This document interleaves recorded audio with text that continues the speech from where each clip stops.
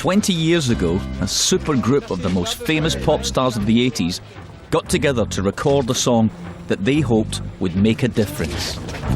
We were completely the odd ones out. We were like the bastard children of the Clash, who actually believed that music could change the world. It's Christmas time. It was just a one-off thing, and it was just very, very special. At Christmas time, we let in light and we banish shade. And then it was... That was it?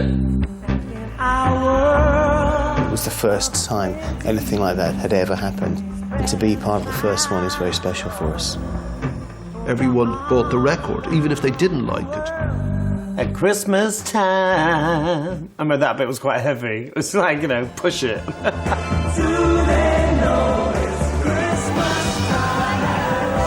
The record was a reaction to horrific news reports from famine-devastated Ethiopia. Millions of Africans are struggling to survive. The worst human disaster for 7 million people are threatened by starvation. It lights up a biblical famine. I don't think it should ever make us cynical and say, oh, well, it can't be helped, we'll just have to give up. You're not going to solve the world's problems. You're not going to save the world. But you have to try. This is the story of 24 hours that changed lifetimes and the making of a record that rocked the world. 1, 2, 3, 4.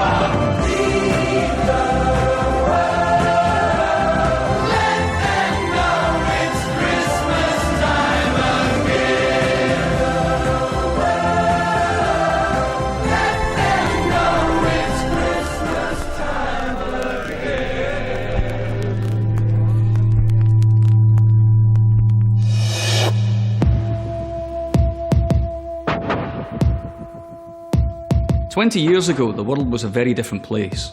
So was the music scene. I was the singer in a band called Ultravox, and we were responsible for some pointy sideburns and some very dodgy facial hair.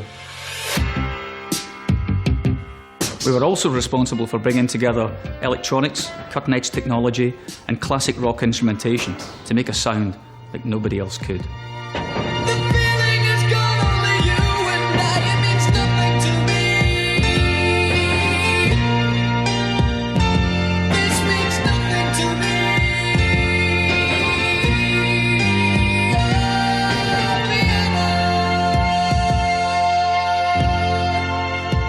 Ultravox were a very big band. They were very big in Europe and Australia.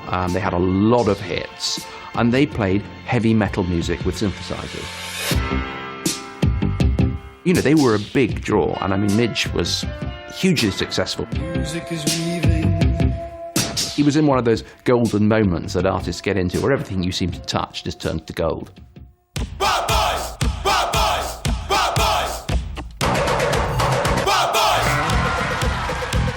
As pop stars, we were the biggest celebrities of our day. And 1984 was a year most of us will never forget. The wild boys are calling on their way back from the fire.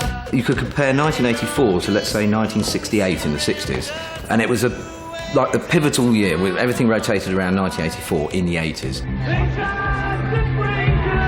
House music, dance music, quite a changing point, I think culturally as well. It was an era of complete contrast. Obviously it was the Thatcher era, strikes and the period of immense greed, and no one really cared about anybody else. But it was a period of change and a period of goodwill as well.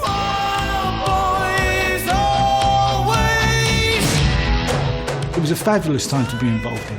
Everything was larger than life. The clothes we wore, the shoulder pads, the hairspray. It was all about excess, and which is why I think bands from the 80s never kind of transposed and found their way into the 90s very well, because the 90s became very street.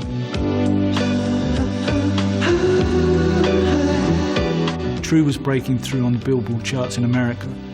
We were just about to go out on the biggest tour we'd ever taken part in.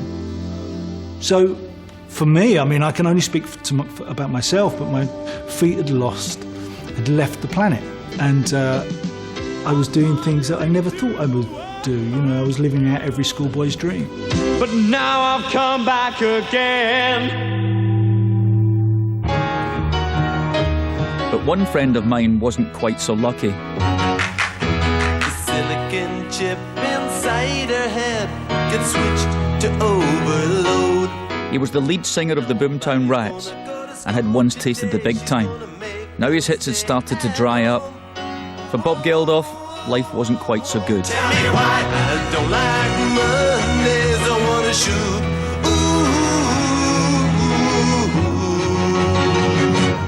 Ooh, the whole day down. I was trying to manage decline within myself and within the band. The manager had sort of exploded into drug anger. We were alienated from our record company.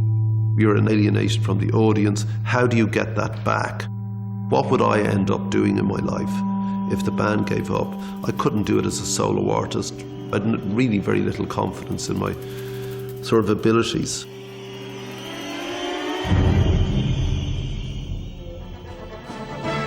One cold night on the 23rd of October 1984, Bob Geldof turned on the BBC News. His problems were put into perspective as he watched a groundbreaking news report by journalist Michael Burke from famine-struck Ethiopia. 15,000 children here now, suffering, confused, lost. Death is all around. A child or an adult dies every 20 minutes. I wanted to grab people by their lapels, you know, and shake them and say, look at this, look at this. I'm not going to tell you how to feel, but look at it. The overriding desire was that people at the end of the day couldn't say that they didn't know. And I think that's all a reporter can actually aspire to.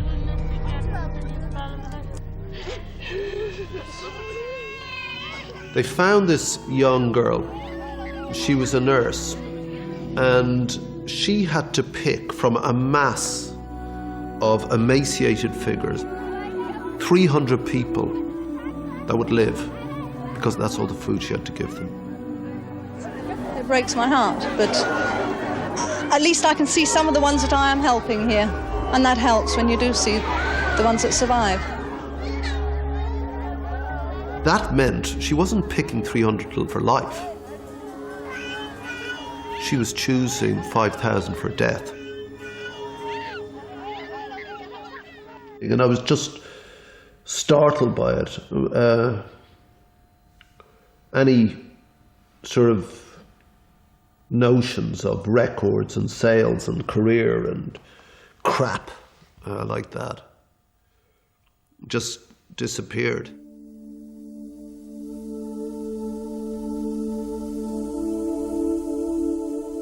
It demanded a response. And I thought, I know, I'll write a song and the Rats can do it. And of course, immediately, what's the point in that? We can't even, you know, get a really good song going, you know. I mean, this single is crapping out. What price? A charity thing. I missed Michael Burke's report because I was appearing on The Tube, a cult music show presented by Paula Yates, Bob's partner at the time. And welcome to another fantabulous edition of The Tube. After the show, I dropped by her dressing room for a chat. She was on the phone to Bob. The phone was then handed to me. Little did we know that conversation was going to change ours and thousands of other lives forever. Our big idea was to make a Christmas pop song to raise money for the famine victims of Ethiopia. Bob wanted me to be the record's producer. If you're at the top, you can ask anybody to do anything and they'll do it. If you're kind of dropping down, you have to have a little bit extra. You have to bring something to the party, to the record with you. And I think Bob realised that he had to have Midge on board. And once he had Midge on board, all Bob's friends who know his musical limitations would think, OK, we know the record will get made now, so it's not going to embarrass us. Only days after Michael Burke's news report, Bob came over to my place. On the way, he scribbled a few lyrics down on the back of a taxi. He was clearly still busking it when he tried out his ideas on me. So, give us a demonstration of what I was subjected to that day. Well, yeah, I mean, this is a good guitar with 6 complete strings. That's 'cause it's mine. And it was in tune. And I didn't know the words, so I would have been sort of not singing into the mic. I would have been looking down at my notebook. Well, it's Christmas time.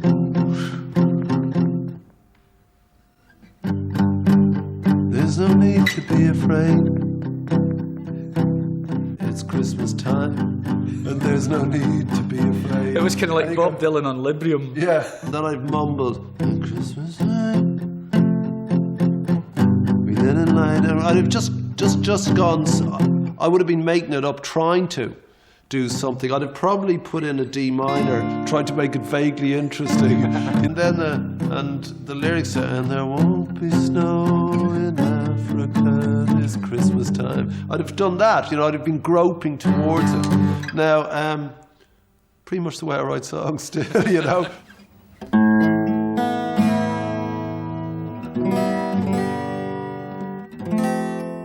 Most records take months to make. If ours was going to be out in time for Christmas, we'd have to work our little backsides off. What's wrong with that guitar? It's Fender, it's not a Japanese copy. If it was a Japanese copy, it'd be in tune. We had managed to wangle some free studio time, only 4 weeks away, so the pressure was on. Armed with Bob's sketchy lyrics and my own ideas, I began knocking the song into shape.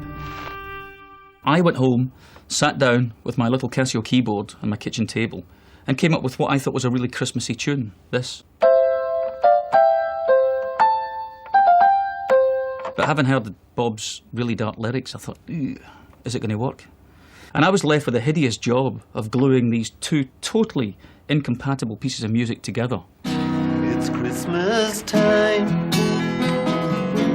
and there's no need to be afraid. At Christmas time. Midge was perfect. He can just sit down on a keyboard or a guitar and get it together very, very quickly. Bob's strength was always words, and that's how it all bedded down in the end. This is a 50-50 split, and I think that's about as fair as it gets.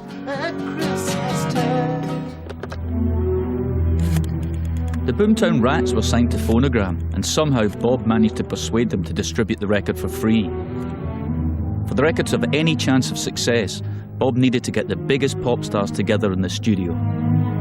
He'd shuffle in, and he was always such a scruff, In he'd go, on the phone, and he was always hunched up, and you could hear, and then occasionally you'd hear some stream of expletives that was very clear, and then it'd be back to his, I'd slam the phone, okay, I've got him, basically ticking off famous people who he'd got. I thought he was ringing up to say, I like your album, but no, he told me the album was shite. But despite that fact, would I like to be part of his song? Just completely cut every single corner that could be cut of the bullshit of the conversation. Like, how are you? Having a nice day? No, forget it. Phil, I need a famous drummer. And that I've never forgotten, because he didn't sort of have any qualms about whether I was good or not. He just wanted someone that was famous. When Bob was on a mission, there was no stopping him. He wasn't just calling people up, he was physically collaring stars on the street. I was in the King's Road, which is just around the corner from where Bob lives, in an antique shop. And the guy who owns this place was taking me up into the window, and I was standing looking up, and I heard this rat-tat on the glass, and turned around, and his big face was pressed up against the glass. And he was going like, like that at the thing. He said, come in. So I went in, and he said, what are you doing? Suddenly I was ignoring the art and the antiques and listening to Bob, and he said, did you see the Michael Burke documentary? And I said I hadn't. And I could see he was very moved by what he'd seen. And sort of angry as well, and frustrated, and is there something we can do? We had no idea if these artists were going to show up on the day, so I decided to play it safe. I called a select few into my studio to lay down their parts onto tape.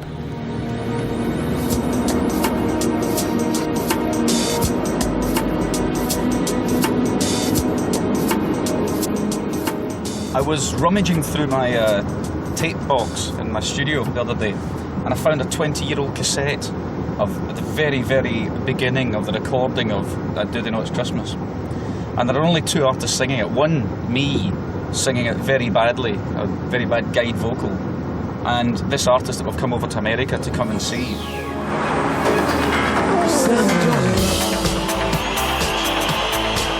Into the future,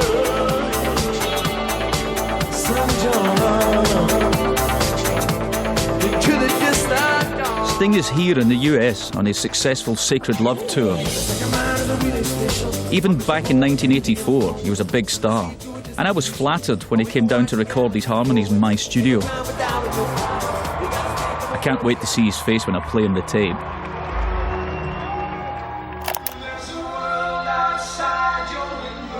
Now here we go. At this point, we're the only people who were on it. Remember that one?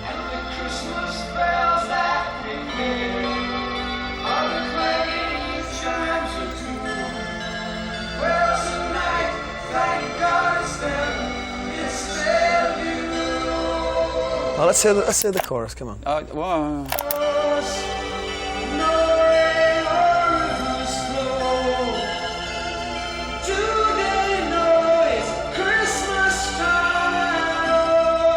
Is that me? Yep. I don't know, there's a charming naivety about this song, and I think a more sophisticated song wouldn't have worked. It had to be a kind of Christmas carol, nursery rhyme, simple, idealistic vision, and that's exactly what it was.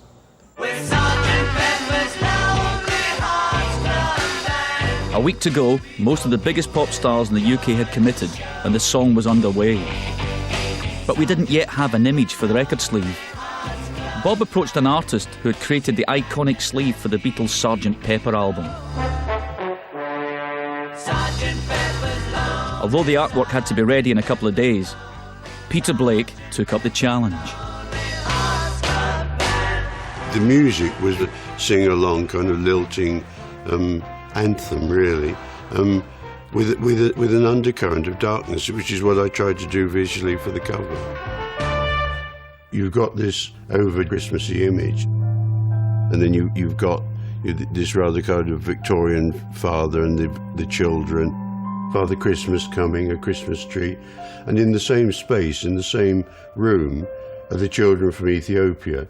They're not aware of it, which is, do they know it's Christmas? And these children aren't aware of the Ethiopian children. In just 2 days, Peter Blake had created another classic pop record sleeve, which would become a great collector's item. Sarn Studios in Notting Hill. This is where we recorded our song, Do They Know It's Christmas? It once belonged to Island Records, and Bob Marley had a flat here. The studio donated just 24 hours to record and mix the record. It normally takes weeks for artists to fine-hone their craft. This was going to be a huge challenge. We were standing right here waiting nervously for people to arrive. It was 20 years ago. Sunday morning, the 25th of November, 1984.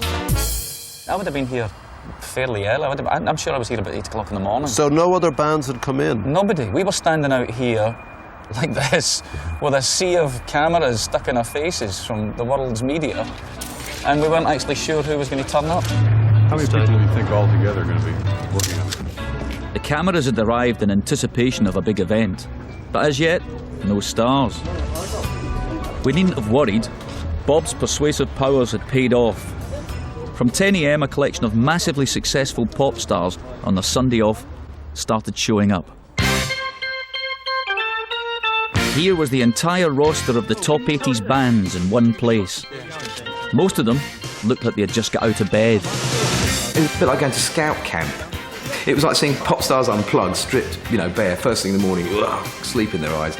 Great. We were in Germany the night before with the Duranis, and I remember we had a right night out, and we looked terrible. Yeah, I'm in a group, so they invite us all along. And it was like, you've never seen 10 puffy pop stars rushing for a toilet as quick as the Duranis and the Spandaus. And it was like hairspray out, you know, Nick Rhodes getting the makeup on. In came Sting with a newspaper under his arm. He got out of the limo. The limo was round the corner, but he made out he was walking round the corner. Bananarama arrived in the studio manager's old Golf. Just saw so many famous people there, and we were just like shocked at the scale of the thing. Had no idea at all. It was just cameras clicking and films going. And dressed so appallingly, and I just looked horrendous. We looked scruffy, but we always looked scruffy. But we always put our faces on. That was definitely our look. Yours was just particularly Mine was bad. particularly poor that day. Freeze frame.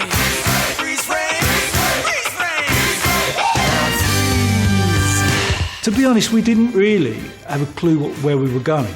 We knew we were going to make this charity record, but we didn't really see the importance of that day. I think most people that were involved in the record didn't at the time.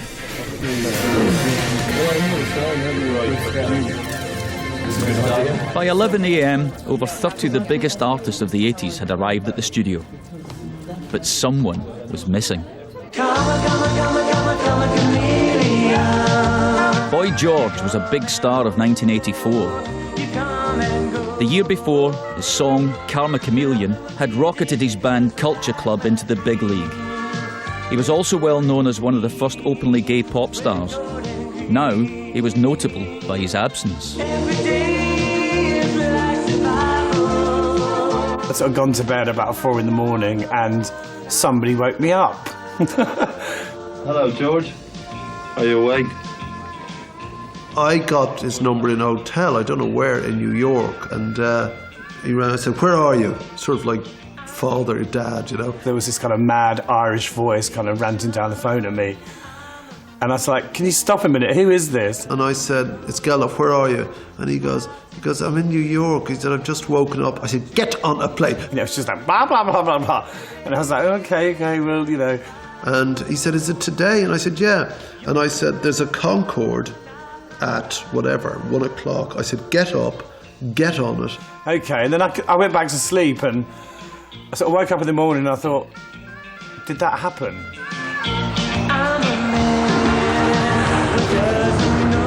The morning Concorde left New York in time, but Boy George wasn't on it. He was still in bed.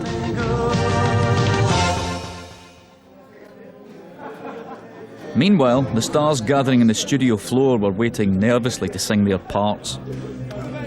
Nobody had a clue what the day would bring. Most hadn't even heard the song.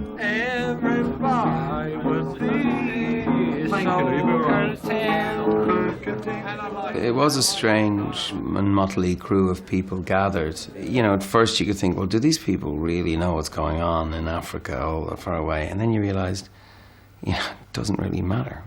Whatever reasons that we were all there, and probably all of us corrupt in some sense, you wouldn't want to be in a band if you didn't want to be in front of a camera.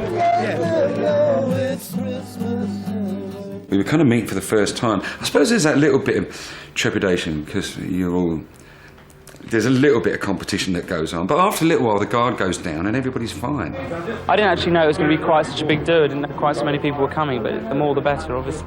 It's been a great idea from Bob and Midge, and I think, and obviously, like the cause is, the money that is where it's going to, and it's a great idea as well. It's great for the charity thing, obviously, but it's almost like becoming a celebration of British pop music. It's everybody and together. It's great. I think it's going to be very interesting. All these egos together in one room. Very funny.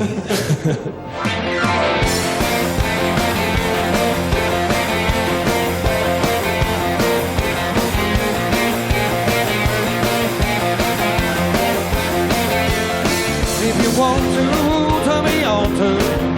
Now anything you really want to, turn me on to your love, sweet love. On the day in the lineup, we had two legends of the rock scene. Aging rockers then, but still working today. Rick and Francis from Status Quo. What a couple they are. Together we can rock and roll. We felt kind of nerve-wracking, and we felt out of that. There were all those new bands, so at the time, all new young bands, and I really did feel like we were past it, I suppose.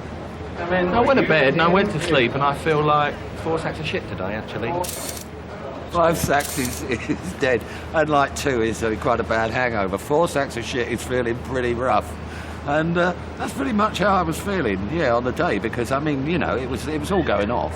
And there were hangovers, terrible hangovers. Not the best way to go in feeling. So the only way to start feeling better is to get wrecked again. And that's exactly what happened.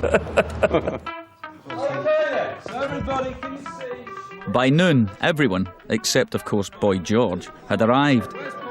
With his keen eye for publicity, Bob had organised a group photo call to make the early editions of the press, hoping this would pay off. So make sure you can see the camera. You look at the group shot now, and it looks like a kind of German football team sporting a various collection of mullets. All right, OK, we're all in. I think George Michael won on the big hair front, closely followed by John Taylor. There was just so much lacquer going on in the room. It was a fire hazard. There was a real frisson of energy. Who would just sit at the back and giggle. Status quo was certainly the naughty schoolboys in the back. And there was that kind of people falling into the hierarchy of school. Sting, without any doubt, was the head boy. I'm a school teacher and the elder brother. I sort of carry that demeanour into normal life. That's just me.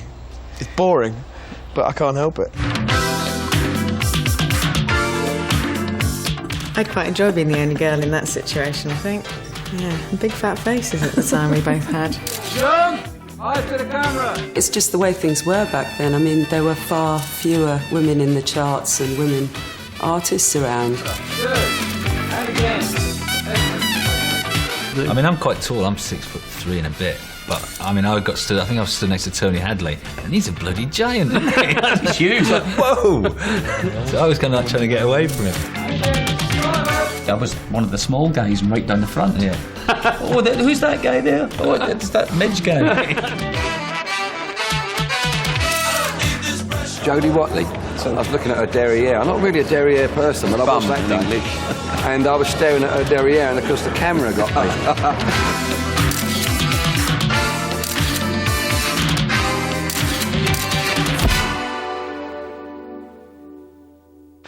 Can you begin to imagine just how petrifying it was for these poor singers who've all just gotten up out of bed or not been to bed, got off a plane, it's Sunday morning, the croaky voice, a little hungover, and it's their turn to come in and sing a song that they've only heard a couple of times. We had to pick a poor victim, and the first victim was Tony Hadley from Spandau Ballet. I was the one that got pointed at, and you can't lose face in front of all your mates because it's scary. I mean, I know, so you get paid to sing, that's your job, you should be pretty good at it, but when you've got your fellow musicians up there all looking down at you, all thinking, I'm glad that I'm not the one who is down there, do you know what I mean? Where the only water flowing is the bitter sting of tears. Okay, The Christmas bell. Yep, it's getting better. Once, twice, second one was a take. That was it. And in our world. Try it again. Up again, vocal out. We recorded each artist's vocals separately so we could mix the tracks together to make the song. Come down, bring Thomas. Tony Hadley went first, but the opening lines were sung later by another top vocalist of the time. At Christmas time, we let in light and banish shade. Gosh, you're good, aren't you? Sounds like Paul Young there. The first line was supposed to be for David Bowie, and I could hear David Bowie doing that. There's no need to be afraid, the way he does. And as I was the only other person in the room that could sing somewhere down there, I think that's why I got the part. It's Christmas time, And there's no need to be afraid. At Christmas time, It's iffy. we let in light and banish shade. The first two are great. I think there could be just a little bit more expression, you know. Just let it open, you know. At Christmas time, we let in light, we banish shade. Bob kept singing his version of the song, which is nothing like the melody at all. It might have been like the melody that Bob sang when he came to me in the first place, but it certainly wasn't the melody on tape.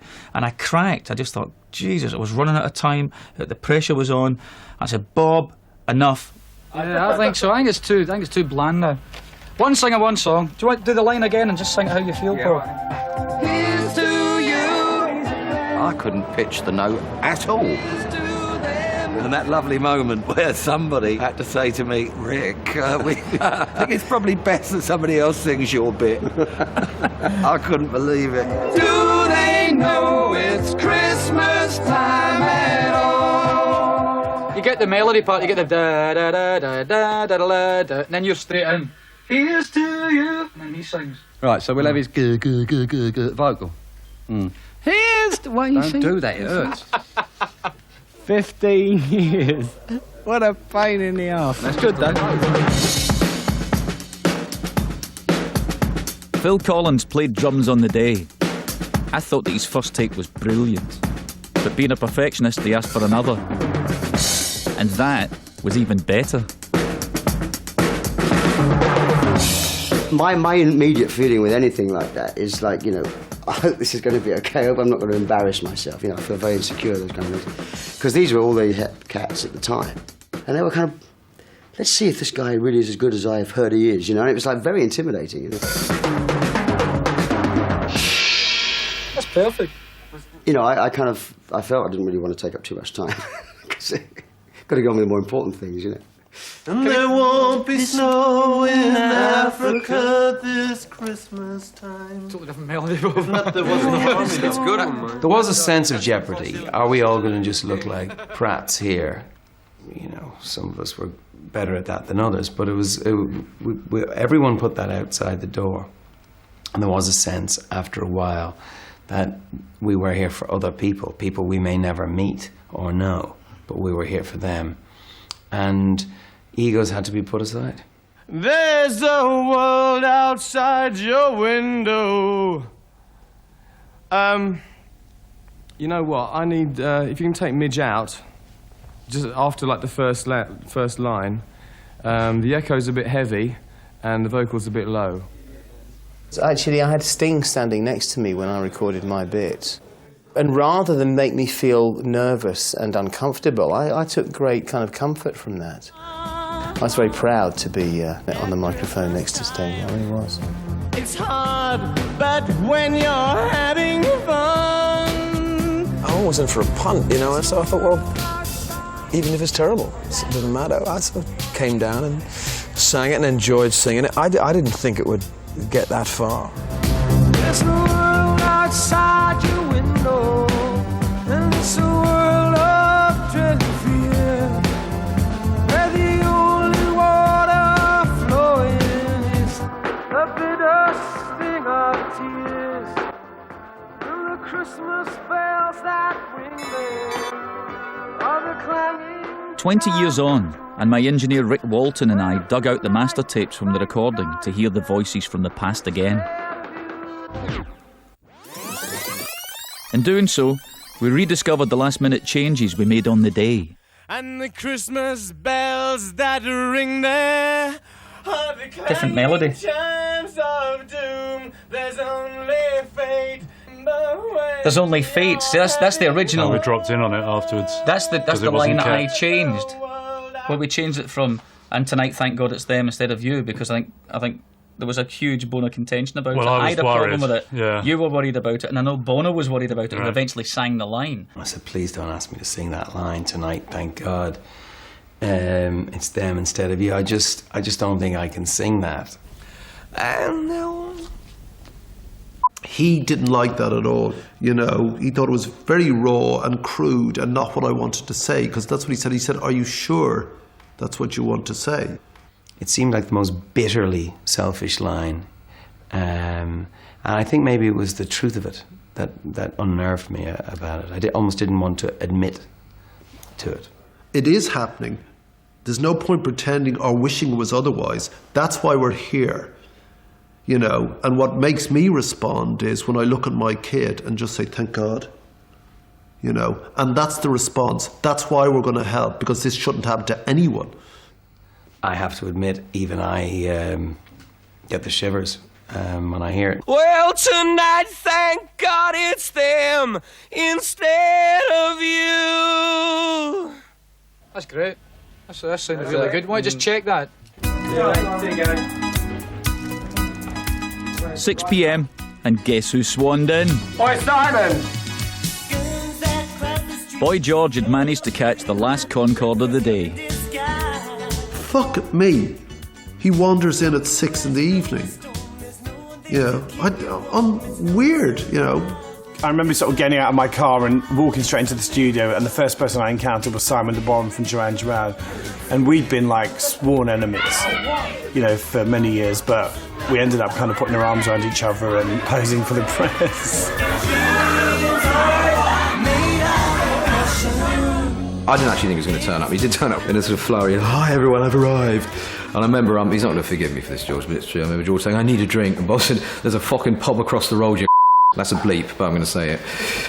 Which was really good. And then George immediately got it. All power to him. And then he sung like a bird, of course.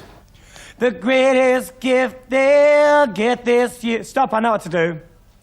I found the plot. My voice was quite sore. I think I'd drunk a lot of whiskey and stuff. I thought I should just go in there, do a Rod Stewart, you know, get really drunk and have a sort of raspy voice. But it worked for the track, you know, so it was just one of those things that fell into place, really. And in our world of plenty, we can spread a smile of joy. Throw your arms around the world at Christmas time. I think I wasn't sure if it was any good, and Bob said something really sweet to me. Something like, he said, oh, you sound like an old black lady. And I said, oh, well, that's good then. My next to Alf, or is it Paul Young next? No, it was Paul Young first. So Alf's next? No, it wasn't. That wasn't Alf. That was, who was that? George Michael. God, it sounded camp. But then he is. I just remember that was a big recurring theme in his interviews at the time. He was always trying to out all the other pop stars, and he thought most pop stars were gay anyway. But he particularly used to have a thing for George Michael, and you know, hey, he was on the money.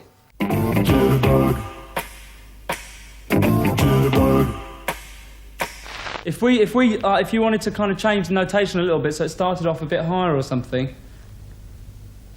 But say a prayer. I could do that if you want. Wake me up before you go. It was 7 p.m. and now the work was done for the vocalists. I was aware there was a party atmosphere outside the control room.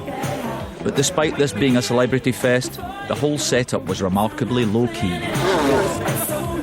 There wasn't really much food or drink or anything like that, but people were just kind of making do. You know, it was just sort of a bit bomb shelter-y, really, I suppose.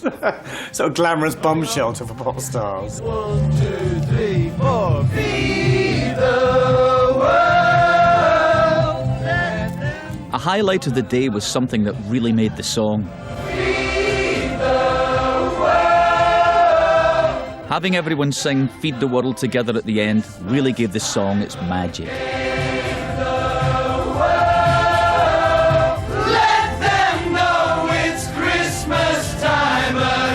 I used to be in a church choir, and when it came to singing the chorus, it was the first time since I'd sung with a big choir that I was standing in a group of that many people who were really giving it all they could and really trying to sound good and not just trying to look good for the cameras, you know. It was something very special. Well, I was just miming, I think. Let them know it's Christmas time again.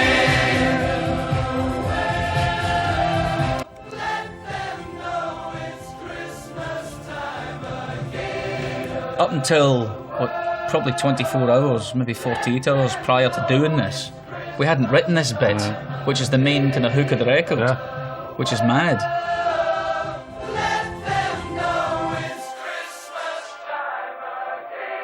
We'd recorded the vocals, but it wasn't over yet.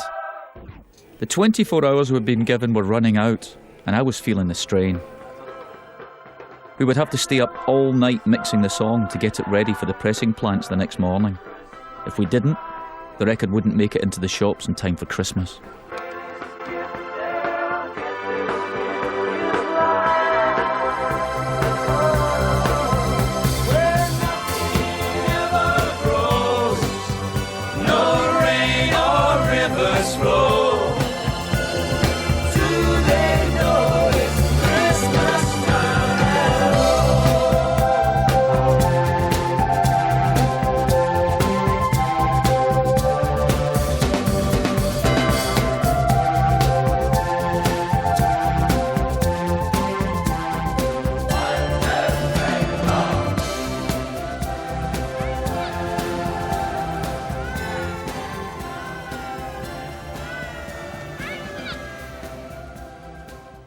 It was very early morning. The record was finished. We all had very gritty eyes, very tired, very irritable. I left never ever wanting to hear that record again.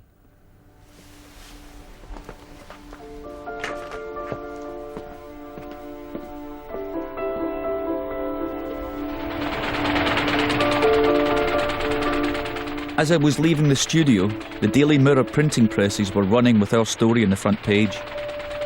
We had made it. It was unheard of at that time to have a music story as the lead item. We were already making history. That morning, Bob went straight to the Radio 1 breakfast show, where the song was about to be played on air for the first time. Everybody had worked on the record for free, from the artists in the record company to the retailers who were going to sell it in the shops. Now Bob made a pledge to the nation. I'm really tired now. You know, we've both been up all night. It doesn't matter whether you like this song or not. And I swear to you, every penny from this record will go to someone who needs it.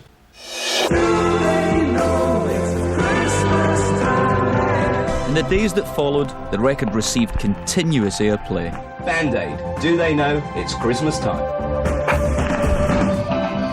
Bob and I even managed to persuade one of our idols, the rock god David Bowie, to launch the Band Aid video on television that week. It would be wonderful if you could all buy copies of this record. You know that the money will go to the Ethiopians. That's the seal of approval for the rock community. Bowie says it's cool. Well, must be then. You know, it doesn't get much cooler than Bowie.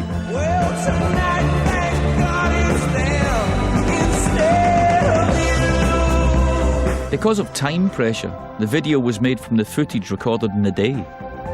But it worked. And now everyone could see who had sung each line.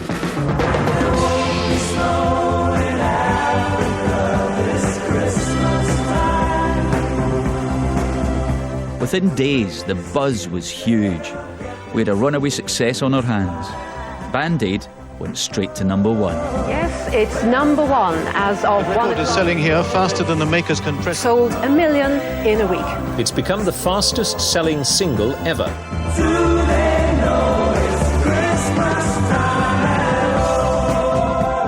We definitely thought it would go in at number one and it'd be the biggest record that week. But the extent of its success, I mean, the stories that were appearing in the papers, you know, people going into stores and buying 50 copies, just incredible. Butchers in Plymouth, I believe, you know, you had the goose, the turkey, the pork for Christmas, and a row of Band Aid records in the shop window. Fortnum and Masons rang me and said, how does one go about selling record discs? In total, Band Aid sold over 3 million copies in the UK, eventually raising £8 million worldwide. Its success was to change Bob's life forever. Bob Geldof is back in the room. I am meeting with Mother Teresa. Bob Geldof, winner of a newspaper award. Bob Geldof in Ethiopia. Bob Geldof denied report. Everything in the Band Aid garden was wonderful and rosy. So we thought. Except for Margaret Thatcher and the Conservative government, who wanted to charge VAT on the record, bearing in mind that All of this stuff was all done for free to that point. The Treasury has once again emphasised that VAT must be paid on Band Aid's charity record for Ethiopia. I think they're mean.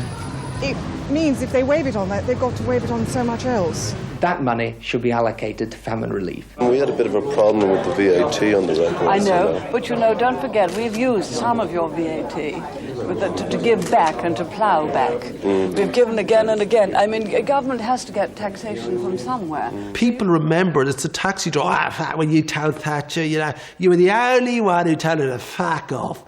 And I didn't.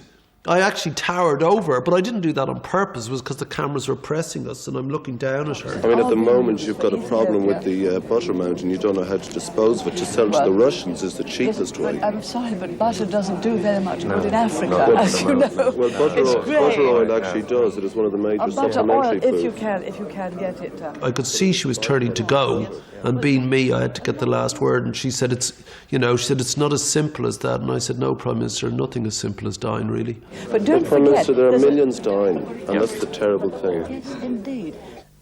Difficult to tell who was lecturing who. Under this much pressure, the government caved in quietly, handing the VAT back to the Band Aid Trust in the form of a donation. There was this rock and roll, gung-ho attitude that made everything happen. We just wouldn't take no for an answer. So there we were, making history, and we really didn't know what we were doing. In the middle of Thatcherism, Band Aid came along and made people aware. It also made charities incredibly cool. Young people were getting more and more involved in charitable causes. Something had changed.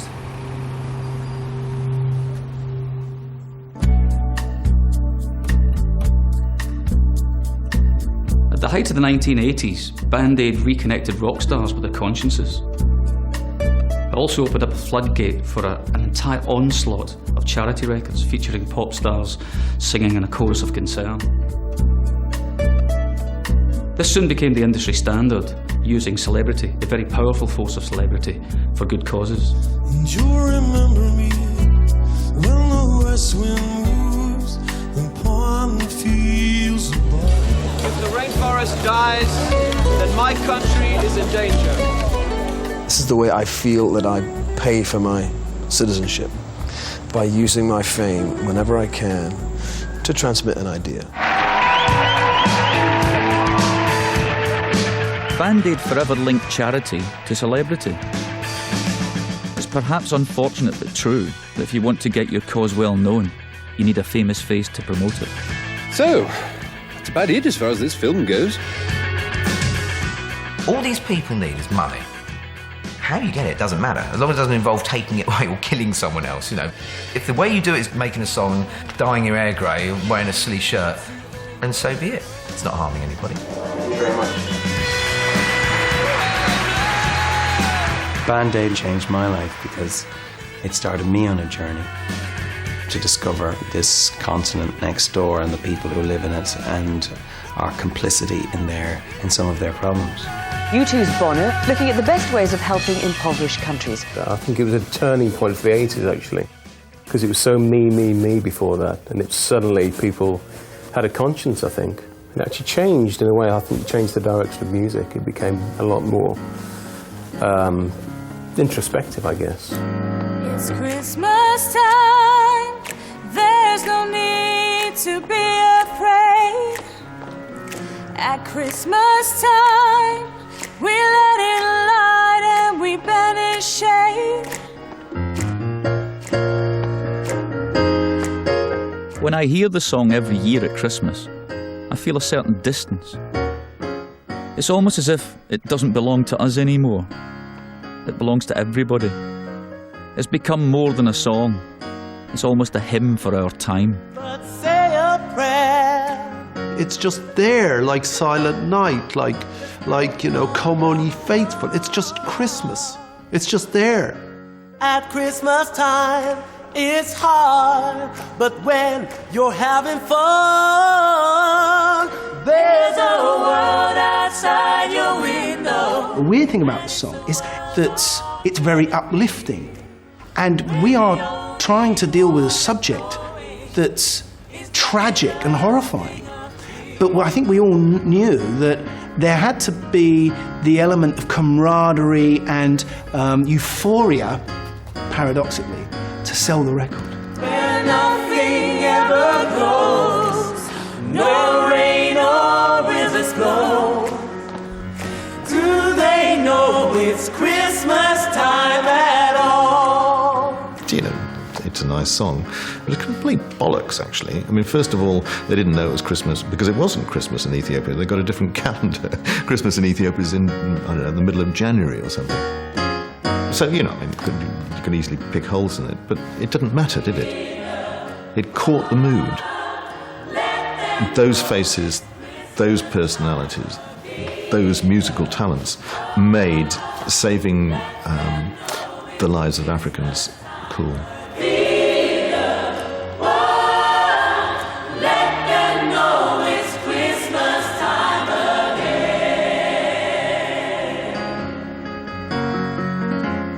In March 1985, I went out with the first Band Aid shipment of food and medical supplies. As a humble musician, I quickly had to get my head round the values of things like high-protein biscuits and sorghum. It was a steep learning curve, and I realised then that this was going to be a long-term project. More can be done, a lot more can be done.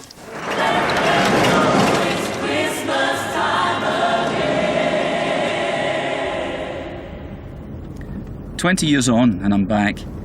If I thought for a second that I was going to be subjected to what I saw the first time I was here, emaciated kids in camps and people dying, I don't think I could have done it. There's one thing seeing those things on television where you can turn it off and walk away. But when you're there, you can't. It's the taste, the smell, the whole thing is there. I admire people who live with that on a daily basis. I admire Bob for coming back many times. I couldn't. I'm here to see something much more positive.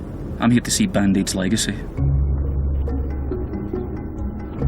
Ethiopia's northern highlands are beautiful and remind me of the highlands back home.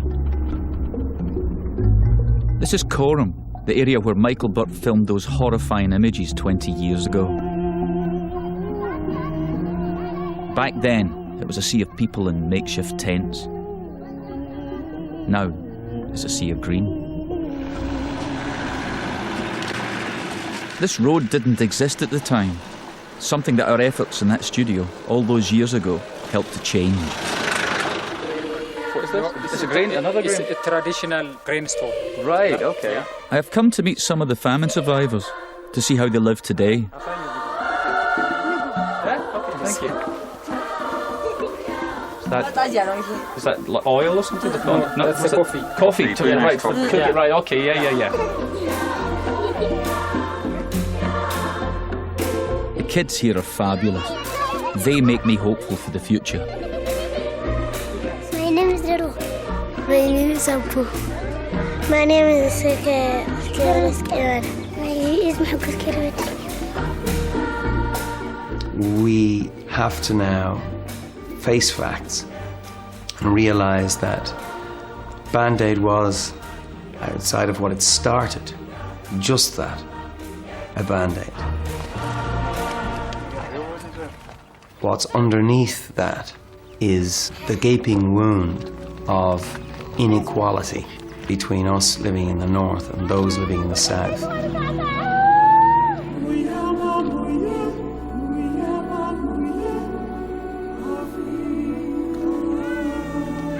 In many ways, not a lot has changed here. People still lead a very hard life. But the bottom line is that people survived. People lived because a bunch of pop stars woke up the world with a song.